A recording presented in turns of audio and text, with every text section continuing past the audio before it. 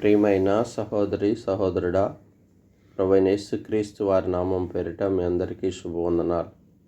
ఈ ఉదయకాలము పరిశుద్ధ గ్రంథములో నుంచి దావీదు కీర్తనలు 34వ అధ్యాయము 19వ వచనాన్ని ధ్యానాంశంగా తీసుకున్నాం.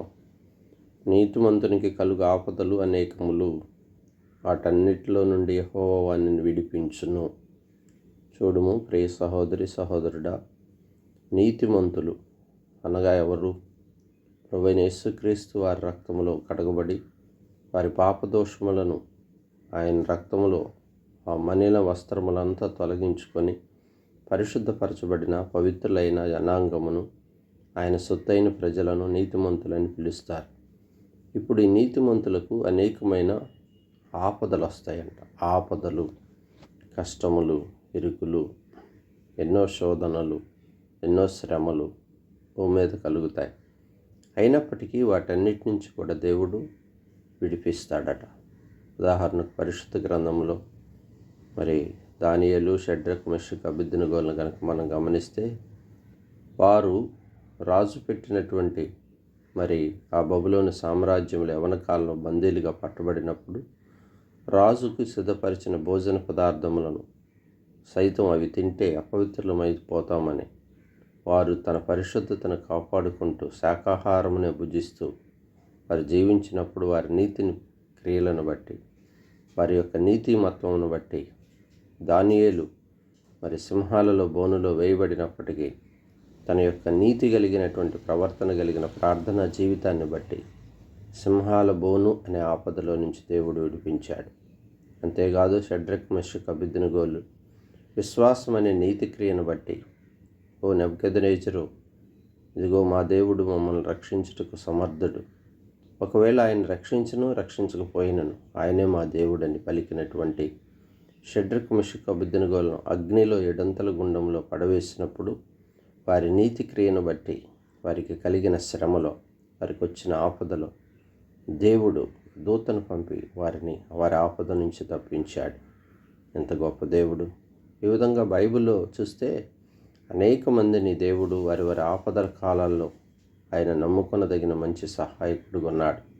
దావీదుకు తన జీవితంలో ఎన్నో ఆపదలు, ఎన్నో శోధనలు, తన తోటి రాజు అయినటువంటి సౌలు ద్వారా మరణప్రాయమైనటువంటి అనేకమైన ఆపదలు. అయినప్పటికీ దావీదు దేవునికి చిత్తానికి లోబడ్డాడు. తన స్వకీయ కుటుంబ సభ్యుల నుంచి కూడా, తన కుమారుల నుంచి కూడా ఎన్నో శోధనలు, ఎన్నో శ్రమలు, ఆపదలు ఎన్నొచ్చాయో. ఒకసారి సౌలైతే ఈట విసిరాడు, ఆపద నుంచి దేవుడు తప్పించాడు.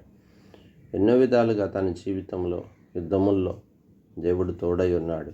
దేవుడు ఆపదల నుంచి విడిపిస్తూ వచ్చాడు. ఎందుకనగా దావీదు దేవుని చిత్తానుసారుడు, హృదయానుసారుడనే నీతిక్రియ జరిగించేటువంటి వాడు. తన జీవితంలో కూడా దేవుడు ఎంతగానో విడుదల దయచేస్తూ వచ్చాడు. ఈ రీతిగా బైబిల్ గ్రంథంలో మనం గమనించిన ప్రతి ఒక్క ఆధ్యాత్మిక జీవితం కలిగిన వ్యక్తుల యొక్క జీవితాలు మనం పరిశీలించినప్పుడు, వారి నీతి కొరకై ఆకలి దప్పులు కలిగి ఉన్నప్పుడు, వారి నీతి విషయమై వారి ఆత్మీయ జీవితాన్ని శ్రమల పాలు అయినప్పుడు, ఆపదల్లో చిక్కున్నప్పుడు దేవుడు వారి చేయి విడిచిపెట్టలేదు, వారికి తోడై ఉన్నాడు. కనుక ప్రియ సహోదరి సహోదరుడా, మన ఆధ్యాత్మిక జీవితంలో నీతిమత్వమును మనం విడిచిపెట్టకూడదు. నీతిమంతులముగా మనం బ్రతకాలి. ఎన్ని కష్టములు వచ్చినా, ఎన్ని ఆపదలు వచ్చినా దేవుడు వారి చేయిని విడిచిపెట్టాడు. వాక్యం సెలవిస్తుంది. మరి 37వ కీర్తనలో కూడా 25వ వచనంలో అంటాడు, ఇదిగో నేను చిన్నవాడిగా ఉన్నాను, మరి పెద్దవాడిని, ముసలివాడిని అయ్యాను. ఇదిగో నీతిమంతుల పిల్లలు మరి విడిచిపెట్టడం కానీ, భిక్షమెత్తటం కానీ నేను చూడలేదు అంటాడు. అంటే నీతిమంతులను, వారి కుటుంబాలను దేవుడు ఆశీర్వదిస్తాడు, వారి ఆపదల నుంచి తప్పిస్తాడు, విడిపిస్తాడు.